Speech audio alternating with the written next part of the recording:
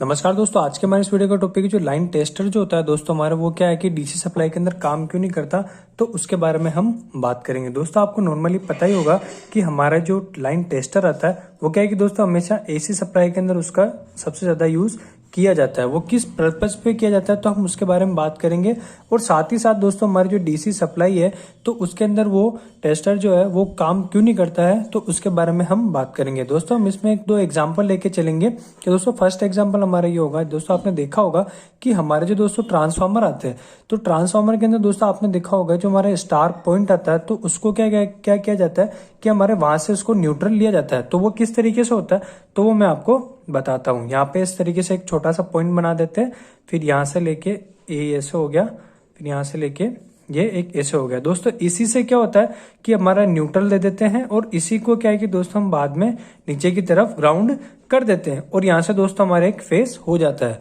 दोस्तों इसके अंदर क्या होता है कि जैसे हमारा कोई दोस्तों जैसे कोई बल्ब है, अगर मैं चाहता हूँ इस बल्ब को मैं ग्लो करवाना चाहता हूँ, दोस्तों ग्लो कराने के लिए मेरे को क्या करना पड़ेगा कि मेरे को यहाँ पे एक तो फेस देना पड़ेगा और एक देना पड़ेगा मेरे को यहाँ पे न्यूट्रल। जब मैं दोस्तों मैं इसमें फेस में सप्लाई दूंगा, फेस में सप्लाई देने के बाद के अंदर क्या होगा कि ये जो सप्लाई है इसके बल्ब के अंदर घूमते हुए न्यूट्रल की ओर बाहर निकल जाएगी। तो इस तरीके से क्या होता है दोस्तों हमारा जो सर्किट होता है, जो हमारा सर्किट होता है तो वो सर्किट क्या दोस्तों हमारे कंप्लीट हो जाता है।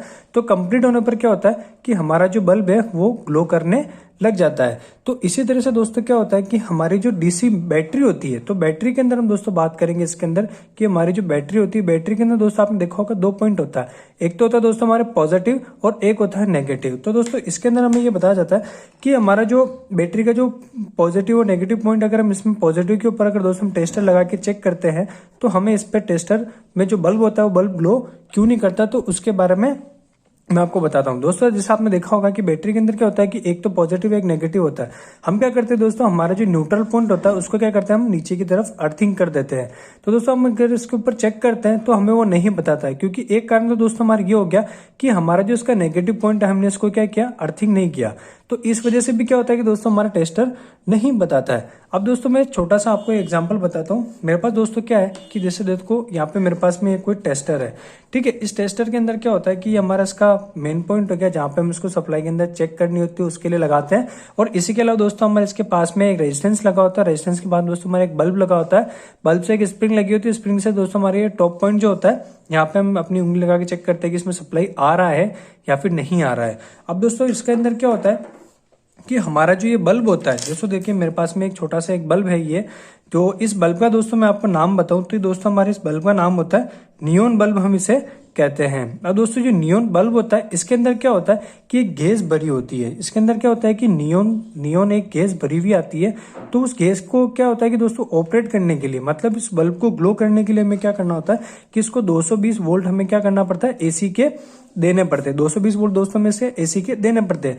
अगर हम इसको 220 वोल्ट अगर दोस्तों हम इसको डीसी के भी देंगे ना तभी हमारा ये ग्लो करने लग जाएगा। क्योंकि क्या होता है कि नियोन वाली इस बल्ब के अंदर क्या होता है कि नियोन गैस भरी होती है। तो इस गैस को आयनीकृत करने के लिए, मतलब इस गैस को ग्लो करवाने के लिए, तो इसके अंदर क्या होता है कि सप्लाई का एक पूरा सर्किट कंप्लीट करना होता है।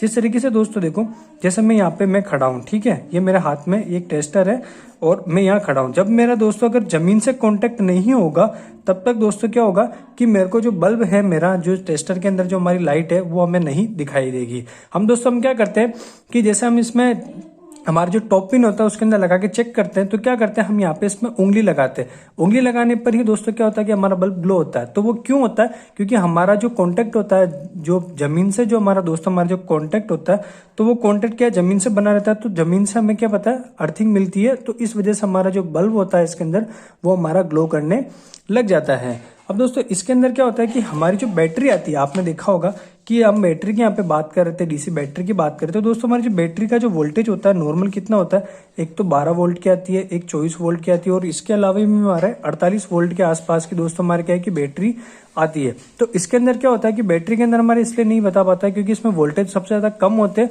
और इसके अलावा भी अगर हम 220 वोल्ट डीसी की बात करें तो उसके अंदर में बता देता है, क्योंकि उस समय क्या होता है कि हमने उसका जो एक पॉइंट होता है हम उसको क्या करते हैं कि अर्थिंग कर देते हैं। तो अर्थिंग करने से क्या होता है कि हम वहाँ टेस्टर लगाएंगे तो एक हमारा पूरा एक सर्किट कंप्लीट होता है। जैसे कि आपने ये बल्ब के केस में देखा, यहाँ पे हमने इसको यहाँ पे फेस दिया और यहाँ से न्यूट्रल है।